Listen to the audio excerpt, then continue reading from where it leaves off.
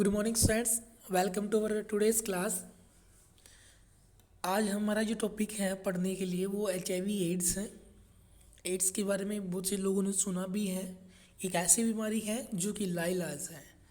Ads का अभी तक कोई वैक्सीन नहीं बनी है, हालांकि काफ़ी सालों से इस पर काम चल रहा है। जैसे कि अभी कोविड-19 पे काम चल रहा है। अगर एड्स जो है, अगर ये 12-13 सालों से अगर ये भी अभी तक लाइलाज है, इसकी कोई वैक्सीन नहीं बनी, मीन्स कोविड-19 के खिलाफ भी वैक्सीन बनने में काफ़ी समय लगेगा। तो ड्रग डेवलपमेंट जो है, वैक्सीन डेवलपमेंट करना बहुत लंबा प्रोसेस है। चलो आज के लिए हम अपना क्लास शुरू कर देते हैं। एड्स यानी कि एक्वायर्ड इम्यूनो डेफिशिएंसी सिंड्रोम, इसका मीनिंग क्या है? एक्वायर्ड इम्यूनो डेफिशिएंसी सिंड्रोम मतलब एक ऐसा रोग है जिसमें क्या है कि हमारी जो इम्यून सिस्टम होता है, इम्यून सिस्टम मतलब बीमारी से लड़ने का जो तंत्र होता है, जो हमारे शरीर जो होता है वो बीमारियों से लड़ता है। अगर वो लड़ने वाला जो रक्षा प्रणाली है, अगर उस पर अगर कोई अटैक करता है तो ऐसा जो रोग होता है उसको बोलते हैं इम्यूनो डेफिशिएंसी सिंड्रोम। यानी कि एड्स जो है वो क्या करता है, हमारे बीमारियों से लड़ने की ताकत को ख़त्म कर देता है। इसीलिए AIDS is caused by a retrovirus called HIV। तो एड्स जो होता है वो एक विषाणु से होता है जिसका नाम क्या है, रेट्रोवायरस, या दूसरा नाम बोल दो HIV। तो ह्यूमन इम्यूनो डेफिशिएंसी वायरस, तो ये फुल फॉर्म है HIV की, human immunodeficiency virus. AIDS जो है एक डिजीज का नाम है, एक बीमारी का नाम है, जिसके बीमारी को फैलाने वाला जो है वो क्या है, HIV है। ठीक है। नेक्स्ट है कि method of transmission of AIDS. अब एड्स जो तो वो फैलता कैसे है, क्योंकि हमें पता है कि बीमारी दो टाइप में अलग पड़ते हैं, संक्रामक भी और असंक्रामक। कम्युनिकेबल डिजीज़ भी पड़ते हैं और नॉन कम्युनिकेबल डिजीज़ भी पड़ते हैं, यानी कि असंक्रामक बीमारियाँ। अब हमें तरीका जानना है कि एड्स किससे फैलता होगा। अब विषाणु से है तो पहला है थ्रू सेक्सुअल कॉन्टैक्ट, लैंगिक संपर्क के दौरान भी एड्स जो है वो एक व्यक्ति से दूसरे स्वस्थ व्यक्ति में पहुंच सकता है। दूसरा ब्लड ट्रांसफ्यूजन। ब्लड ट्रांसफ्यूजन मतलब एक व्यक्ति का अगर रक्त खून हम दूसरे व्यक्ति को चढ़ा देते हैं, दे देते हैं, उसको बोलते हैं ब्लड ट्रांसफ्यूजन। इसी दौरान अगर मान लो जिस व्यक्ति का खून दूसरे व्यक्ति को दिया गया है, अगर जिसका उसने खून लिया है, मीन डोनर जो व्यक्ति है उसका खून, उसके खून में अगर एड्स यानी कि उसके विषाणु यानी कि HIV जो वायरस अगर उसमें है, अगर वो HIV पॉजिटिव बंदा है, तो मतलब जिसको भी वो खून देगा उसको भी वो बीमारी हो जाती है, मतलब HIV पॉजिटिव हो जाएगा। यूज ऑफ इन्फेक्टेड नीडल और ब्लेड। अगर हम किसी संक्रमित सुई का इस्तेमाल करते हैं या ब्लेड का इस्तेमाल करते हैं, कहने का मतलब कि अगर किसी व्यक्ति को HIV या एड्स है, अगर उसने ब्लेड या सुई का इस्तेमाल किया इंजेक्शन के लिए या फिर किसी और काम के लिए, तो उस सुई को अगर हम इस्तेमाल करते हैं, हम जो स्वस्थ हैं, हमें वो बीमारी नहीं है, लेकिन उस सुई को इस्तेमाल करने के बाद बीमारी जो है वो HIV वायरस है वो हमारे शरीर में प्रवेश कर जाएगा। तो ये भी एक तरीका है HIV एड्स के फैलने का। चौथा है दिस में also get transmitted from infected mother to her foetus. ये जो है HIV एड्स ये एक माँ से उसके बच्चे को यानी कि उसके गर्भ को भी पहुंच सकता है, वो वहाँ भी जा सकता है। तो मतलब अगर माँ को HIV एड्स है तो उसके अंदर संभावना बनी रहती है कि उसके जो होने वाले बच्चे हैं उनको भी HIV एड्स हो सकता हो। नेक्स्ट है प्रिवेंशन। प्रिवेंशन का मतलब है कि हम उसको बचाव कैसे कर सकते हैं, रोक कैसे सकते हैं, क्योंकि यहाँ पर देखो प्रिवेंशन लिखा है, इसका ट्रीटमेंट नहीं है, क्योरेबल नहीं है ये पूरी तरह, तो उसको हम बच सकते हैं, लेकिन कंट्रोल कर सकते हैं, नियंत्रित कर सकते हैं, लेकिन पूरी तरह ठीक नहीं कर सकते। तो कैसे? Avoid transfusion of infected blood. एक तो पहला काम ये करना है कि हमें एक ऐसे व्यक्ति का खून नहीं लेना जो पहले से HIV पॉजिटिव या एड्स जो उसको व्यक्ति को पहले से हो। तो ऐसे व्यक्ति का अगर खून हम लेंगे तो हमें भी वो HIV पॉजिटिव हो जाएंगे। This can be done bye testing whether the blood is HIV negative और नॉट। अगर ये पता करना हो कि व्यक्ति को सामने वाला HIV है या नहीं, तो उसके लिए पहले क्या करना पड़ेगा, उससे जो खून हम लेने वाले हैं उसका ब्लड टेस्ट करवाना पड़ेगा, खून का परीक्षण जांच करवानी पड़ेगी कि क्या वो उसका खून जो है वो HIV पॉजिटिव है या फिर नहीं है। तो जितने भी ब्लड बैंक का जो ब्लड कलेक्ट करते हैं, पहले जो ब्लड लेते हैं, ब्लड का टाइप पता करते हैं कि कौन सी ग्रुप का ब्लड है, फिर उस ब्लड को वो कलेक्ट करते हैं और उसका टेस्ट करते हैं कि क्या वो ब्लड वो ट्रांसफ्यूजन के लायक है या फिर नहीं है। अगर उसमें किसी प्रकार की संक्रमण होता है, किसी प्रकार इन्फेक्शन जो होता है उस ब्लड से होने की संभावना होती है, तो उस खून को, उस ब्लड को डिस्कार्ड कर देते हैं, उसको किसी व्यक्ति को दिया नहीं जाता।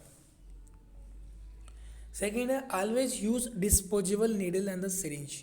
हमेशा ऐसी सुई और आपका नीडल का इस्तेमाल करना, सिरिंज और नीडल का इस्तेमाल करना जो डिस्पोजेबल हो।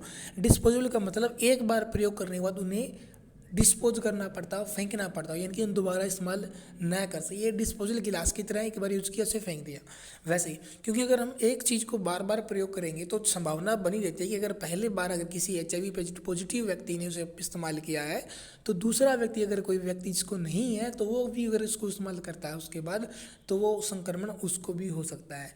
तो ये संक्रमण आगे ना फैले, HIV एड्स दूसरे को ना हो, इसीलिए क्या किया जाता है, डिस्पोजेबल सिरिंज और नीडल का इस्तेमाल होता है। मैक्सिमम आज के दिन में डिस्पोजेबल का ही इस्तेमाल होता है। Avoid sexual contact with unknown person. किसी भी अनजान व्यक्ति से लैंगिक संपर्क बनाने से बचें, ये भी एक तरीका है। Avoid the same razor use in the salon. जितना हो सके सैलून के लिए, यानी कि हम शेविंग करने के लिए वगैरह के लिए अगर हम जो रेजर ब्लेड इस्तेमाल करते हैं वो बार बार एक ही उपयोग ना करें तो ही बेहतर है। अगर एक बार इस्तेमाल किया गया है किसी व्यक्ति पर, तो उसको डिस्पोज कर देना चाहिए, उसे फेंक देना चाहिए, उसे दोबारा इस्तेमाल न करें।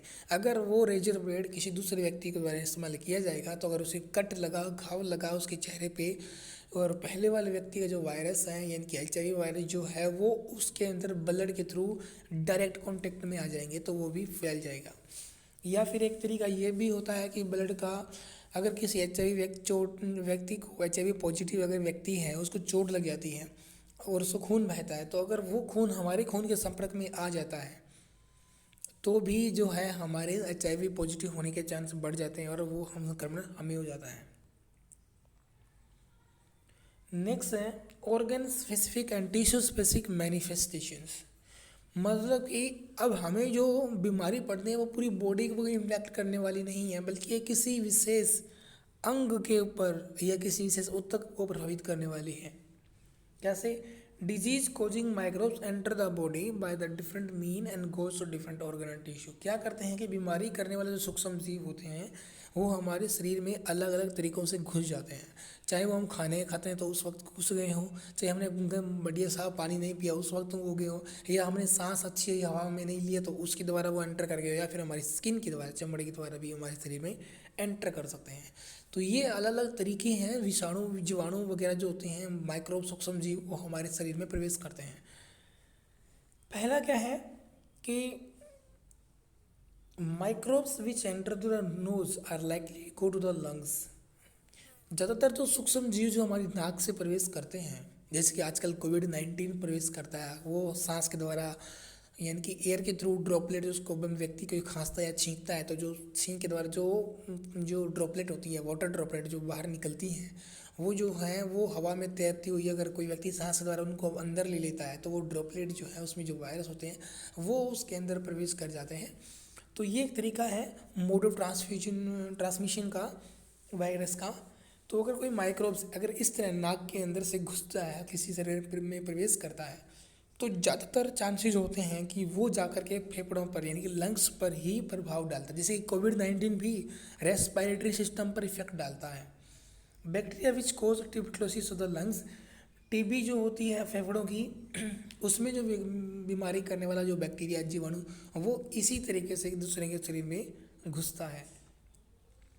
सेकेंड है microbes which enter through the mouth are likely to stay in the gut. यानी कि जो जीवाणु या सूक्ष्म जीव जो हमारे मुंह के द्वारा घुसते हैं, प्रवेश करते हैं शरीर में, वो हमेशा गट में रहते हैं, मतलब जो नली होती है हमारी गले की जो उसकी, उसमें रहते हैं। विच कोज टाइफाइड और लीवर, गट में रहते हैं या फिर लीवर में चले जाते हैं। अगर वो गट में रहते हैं तो वो जीवाणु क्या करेंगे, टाइफाइड जैसे भी बुखार करते हैं। बैक्टीरिया विच कोस जॉन्डिस और लीवर में प्रभाव डालते हैं, तो जो लीवर में प्रवेश करने पर तो वो जॉन्डिस का कारण बनता है। तो जो हमारा जितने भी मलेरिया वगैरह होते हैं, टाइफाइड वगैरह बुखार होती हैं, इसमें ज़्यादातर जो प्रभावित अंग होता है हमारे शरीर का वो लीवर होता है। तो लीवर पे मोस्टली ज़्यादा इफेक्ट पड़ता है जब कोई डिजीज़ या कोई माइक्रो हमारे शरीर में एंटर करता है। Virus which cause AIDS enter the body through sexual organs during sexual contact and separate through the lymph to all part of the body and damage the immune system. विषाणु क्या करते हैं, जो कि एड्स वगैरह करते हैं, उसके फैलने के कारण एक तो है लैंगिक संपर्क में, लैंगिक अंगों के द्वारा वो फैलते हैं। दूसरा लिम्फ क्या होती है, एक लसिका होती है हमारे शरीर में ना, एक खून के साथ साथ में एक येलो कलर का फ्लूइड सा होता है, वाइट सी येलो, जिसको हम लिम्फ बोलते हैं, लसिका। ठीक है, इसमें क्या होते हैं, प्रोटीन होते हैं, कार्बोहाइड्रेट होते हैं, अमीनो एसिड्स होते हैं। ये शरीर के रिक्वायरमेंट के हिसाब से इसमें बहुत सारी चीज़ें होती हैं जो कि एक जगह से दूसरी जगह जाते भी हैं।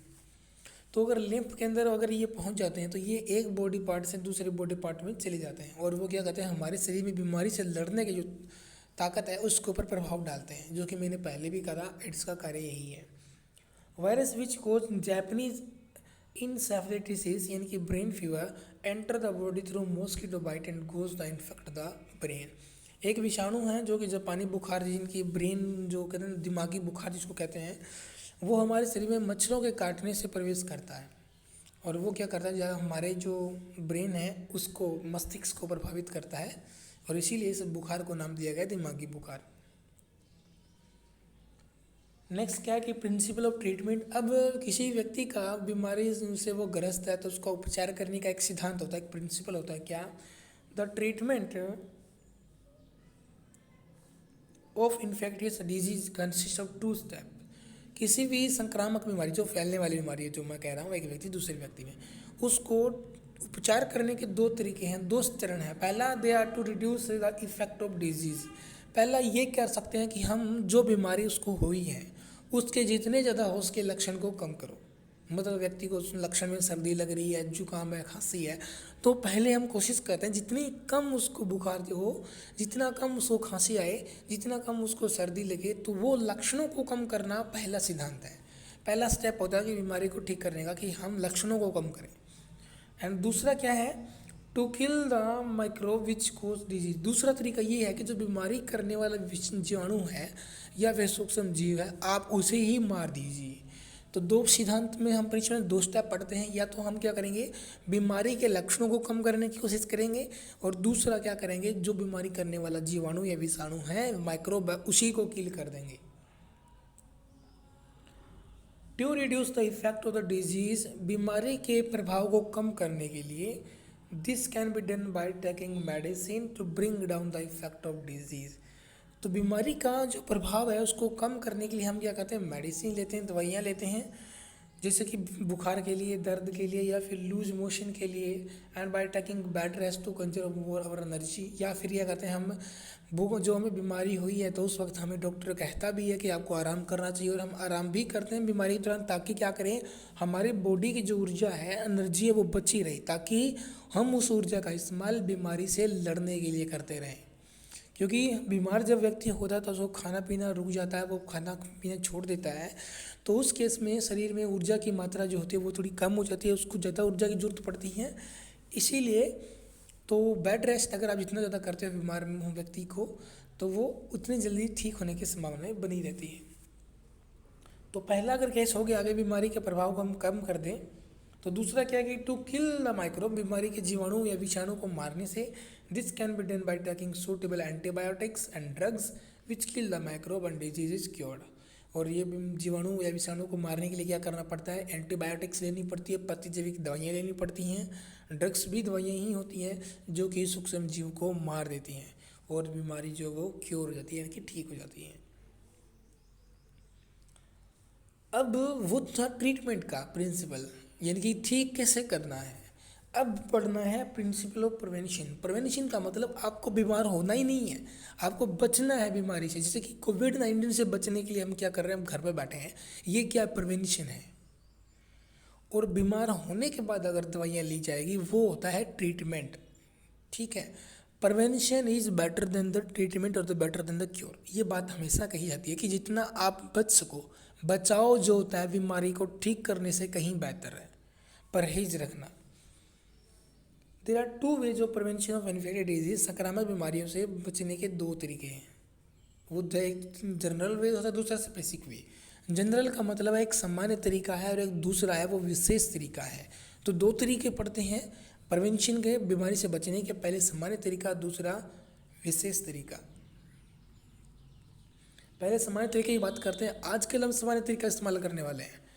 देखिए, कोविड-19 से बचने के लिए सरकार ने जो आपको कहा कि हैंड वॉश कीजिए, मास्क का इस्तेमाल कीजिए, घर से बाहर ना निकलीजिए, जितने भी हैं कार्य आप करते हो डेली रूटीन में, आपको हैंड वॉश करना ज़रूरी है नियमित रूप से।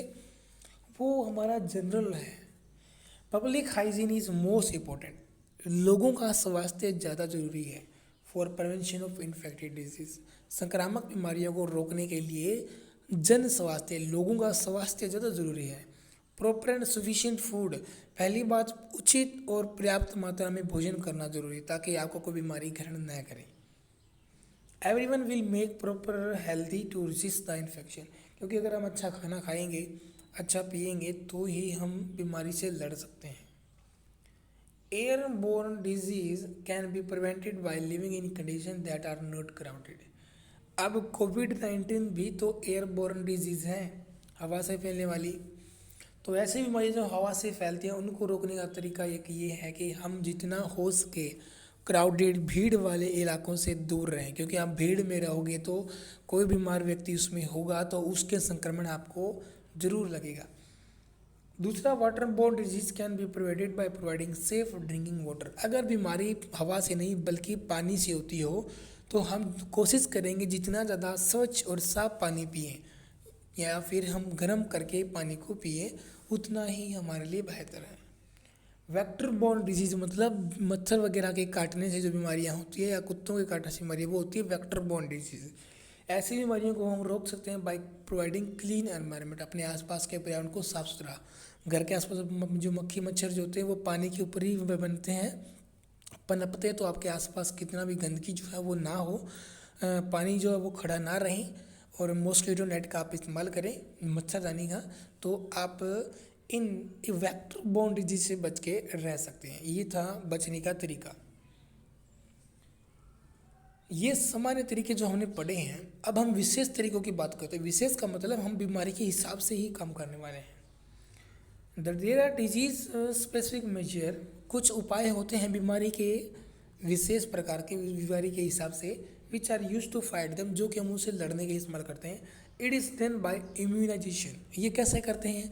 इम्यूनाइजेशन करके। इम्यूनाइजेशन का मतलब टीकाकरण करके।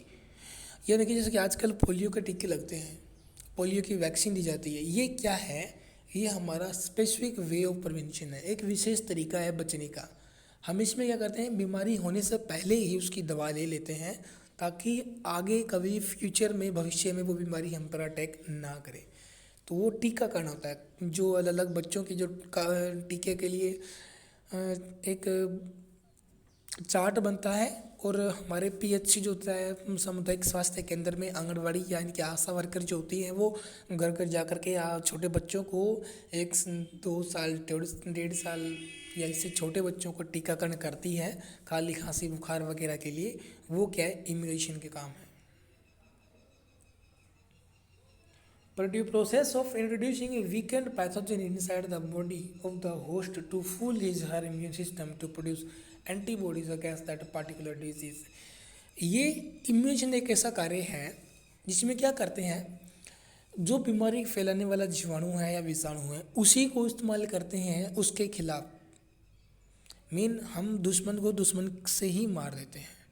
कैसे? कि अगर मान लो कोई बीमारी करने वाला कोई विषाणु है या जीवाणु, मान लेते हैं कोविड-19 के एग्जाम्पल हम कोरोना वायरस को ले लेते हैं।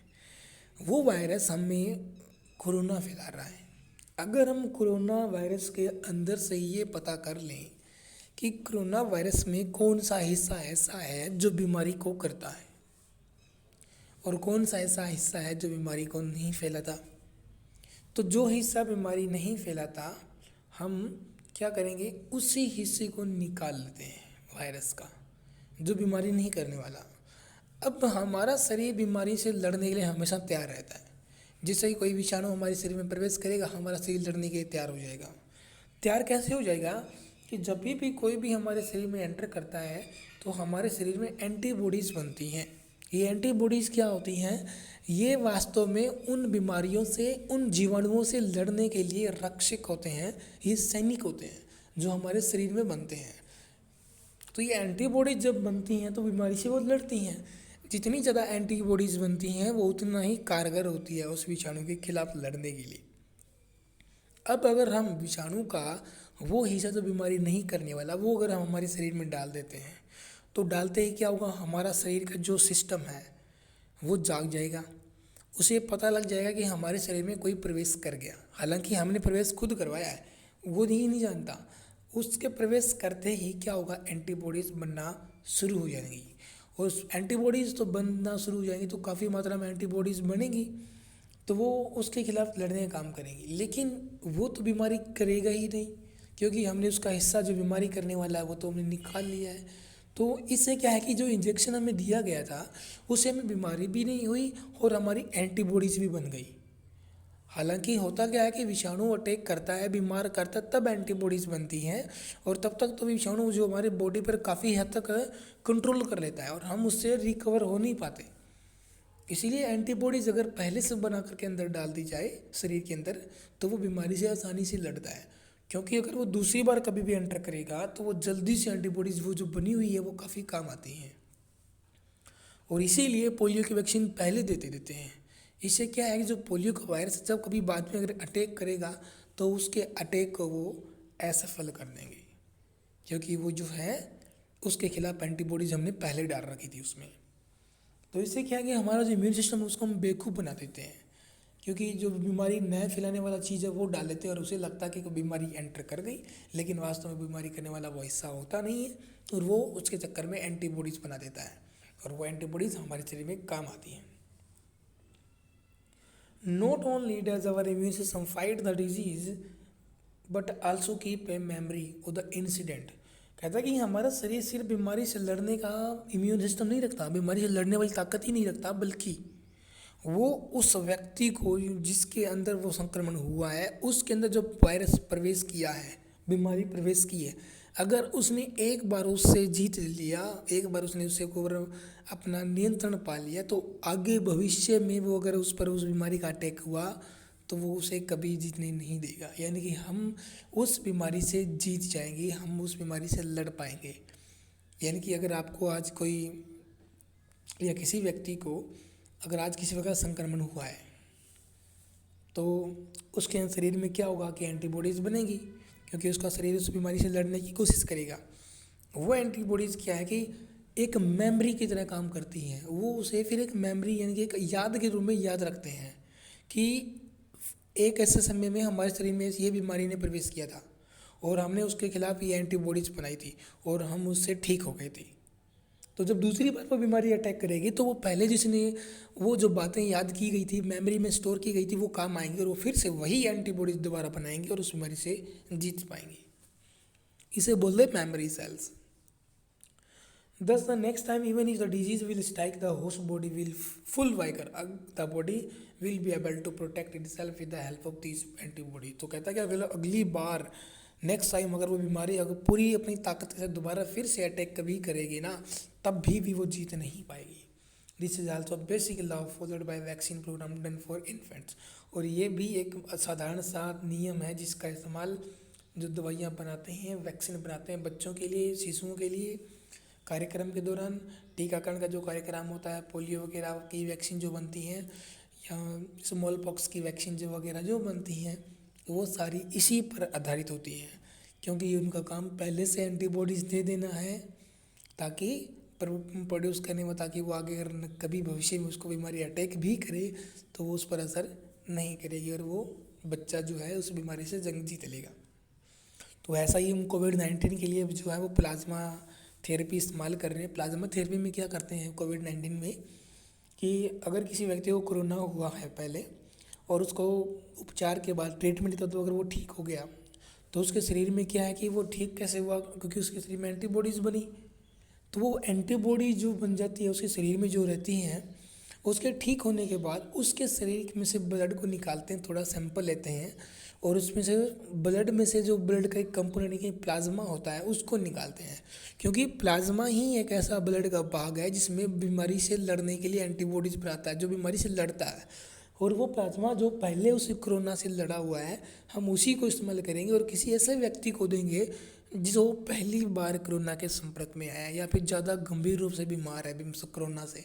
तो अगर उसमें वो प्लाज्मा डालेंगे तो उसके अंदर पहले से एंटीबॉडीज होंगी और वैसे ही एंटीबॉडीज और ज़्यादा बनेंगी, तो वो क्या है, उस कोरोना से जो वो व्यक्ति ठीक हो जाएगा। नेक्स्ट क्या है कि कुछ डिजीज़ के नाम लिखे हैं, जिसकी पहले का मलेरिया। हालांकि मलेरिया किससे होता है, प्रोटोजोआ से होता है, और इसको फैलाने वाला तरीका क्या है, मच्छर के काटने से, फीमेल एनोफिलीज मॉस्किटो के काटने से ये इसका कैरियर है। क्या हुआ, रिकरेंट फीवर, बार बार बुखार चढ़ जाना, चिल्स यानी कि ठंड लगती है उसमें व्यक्ति को मलेरिया होने के बाद। दूसरा टाइफाइड है, बैक्टीरिया का नाम है सैल्मोनेला। ये कॉकरोच वगैरह के जैसे इंसेक्ट होते हैं उनकी वजह से होता है। ये कॉकरोच क्या करते हैं ना, ये अगर हमारे भोजन वगैरह में आ जाते हैं या घर में आते हैं, खाने की चीज़ों पे घूमते हैं, तो ये जो अपना सलाइवा जो होता है, अपना थूक जो होते हैं, लार, वो वहाँ पे गिरा देते हैं, उसमें जो क्या है हमें संक्रमण हो जाता है। इसके क्या लक्षण है, हाई फीवर, बहुत तेज़ बुखार होता है, इंटेस्टाइनल इन्फेक्शन, और हमारी जो पेट में संक्रमण जो है वो हो जाता है। तीसरा है एड्स, जो भी पढ़ रहा हमने बताया HIV वायरस की जैसे होता है, इसकी फुल फॉर्म क्या है, एक्वायर्ड इम्यूनो डेफिशिएंसी सिंड्रोम, और वायरस का नाम है HIV ह्यूमन इम्यूनो वायरस, जो कि हमारे शरीर की बीमारी से लड़ने वाली ताकत के ऊपर ही सीधा अटैक करता है। इसीलिए सबसे ज़्यादा लाइलाज बीमारी यही है, क्योर इसका अभी तक है नहीं। फैलने के तरीके अलग अलग हैं, सेक्सुअल कॉन्टैक्ट से होता है, इन्फेक्टेड सुई के इस्तेमाल से भी होता है, बच्चे को अपनी माँ से भी हो सकता है। लिखा क्या है कि not a disease in self, अपने आप में कोई बीमारी तो नहीं है, लेकिन it affect our lymph gland thereby decreasing our immunity. ये हमारे लिम्फ ग्लैंड की जो लसिका होती है उस पर प्रभाव डालते हैं और वो हमारी बीमारी से लड़ने की ताकत को कम कर देते हैं। और जब बीमारी लड़ने की ताकत कम हो जाएगी तो फिर तो हमें चाहे सर्दी जुकाम हो जाए तो हम वो भी ठीक नहीं हो पाएगा, क्योंकि हमारी लड़ने की ताकत ही कमज़ोर हो गई है। नेक्स्ट है डेंगू। डेंगू होता है वायरस से, डेंगू वायरस से फीमेल एडिस मॉस्किटो, ये दूसरा मच्छर है जिसकी वजह से डेंगू होता है। उससे पहले हमने मलेरिया पढ़ा था, मलेरिया होता था फीमेल एनोफिलीज से और डेंगू होता है फीमेल एडीज मॉस्किटो से। इसके लक्षण क्या है, डेंगू के सर दर्द होता रहता है एंड फीवर, बुखार होती है। नेक्स्ट है पाँचवा वॉर्म्स। वॉर्म्स यानी कीड़े, वॉर्म्स इन इंटेस्टाइन, हमारे पेट में जो होते हैं कीड़े वो। और इसके जो फैलाने जाते हैं जो वेक्टर होता है, वेक्टर तो कोई होता नहीं है, लेकिन हाँ अगर हम खाना साफ़ सुथरा नहीं खाएंगे, मतलब गंदे हाथों से खाना वगैरह खाना जो है वो इन कीड़ों का कारण बनता है। स्टमक एक मीन्स पेट में दर्द होना इसकी लक्षण है। नेक्स्ट है काला जार, ये प्रोटोजोआ से ही होता है, मलेरिया भी प्रोटोजोआ से होता है, वैसे ही ये भी है, इसका नाम है लेशमानिया। और ये भी एयरबोर्न और वाटरबोर्न की तरह होता है, साफ सफाई न रखने की वजह से। ब्रेन फीवर जो होता है, मस्तिष्क में बुखार जो है वो उसका लक्षण है। राउंड वॉर्म्स यानी कि गोल कृमि, एस्कैरिस इन इंटेस्टाइन्स, छोटी आंत में समस्या करता है। और क्या होगा कि इसमें जैसे कि कीड़े अगर गिर जाते होते हैं पेट में तो उसकी तरह पेट में दर्द होता है, उसकी तरह इसमें भी स्टमक में पेन होता है। ये भी दूषित खाना खाने से भी होता है। नेक्स्ट है सारस, जो कि हमारा जो कोविड-19 है वो भी सारस फैमिली से ही बिलोंग करता है। इसको फैलाने वाला कौन है, ये बैक्टीरिया है। और इसके सिंपल जो है वो स्टमक की पेट में दर्द की तरह भी होते हैं। स्वाइन फ्लू, ये आपको पता है, स्वाइन मतलब सुअर, ये भी स्वाइन फ्लू एक वायरस होता है। पहले इसने भी बहुत बड़ी महामारी तरह काम किया था। पिग यानी कि सुअर जो होता है प्लस में ह्यूमन, दोनों के द्वारा ये फैलता है। फीवर, बुखार जो है वो बार बार फैलता रहता है, यानी कि एक स्वाइन फ्लू एक बुखार की तरह है। बर्ड फ्लू ये पक्षियों से होता है, वायरस है ये भी एक, और फीवर इसमें भी होता है। इबोला वायरस वो बहुत पहले आया था, हालांकि हमारे देश में इतना नहीं फैला। ये भी कोविड-19 की एक महामारी थी। एबोला वायरस है, ये भी इन्हीं बर्ड्स के वगैरह से फैलता है। ये भी स्वाइन फ्लू के टाइप की तरह ही H1N1 की तरह ही है। ये भी बुखार फैलाने का कार्य करता है। तो इबोला वायरस के लिए भी वैक्सीन डेवलप हो रही है। तो कोविड-19, Ebola, bird flu, swine flu, SARS, ये सारे के सारे वायरस हैं जो बाहर से आए हैं।